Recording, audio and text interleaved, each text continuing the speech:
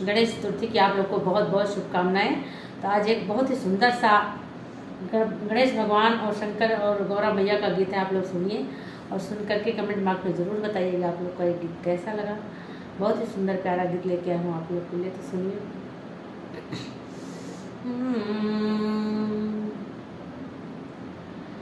हमरे गजानन को आए गई निंदिया, हमरे गजानन को आए गई निंदिया।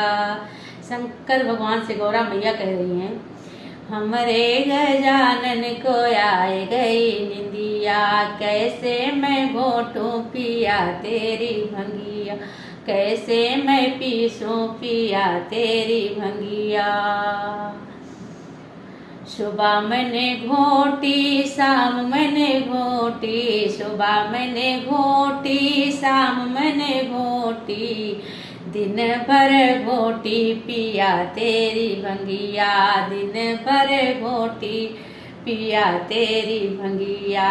हमरे गजानन को आए गई निंदिया, कैसे मैं घोटूं पिया तेरी भंगिया, कैसे मैं पीसूं पिया तेरी भंगिया।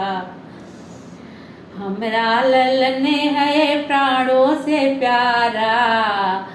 देखो माँ की क्या ममता होती है बच्चे के लिए। तो गौरा मैया क्या कह रही हैं, हमरा ललन है प्राणों से प्यारा। गोदी उतारो तो भाग जाए निंदिया, गोदी उतारो तो भाग जाए निंदिया।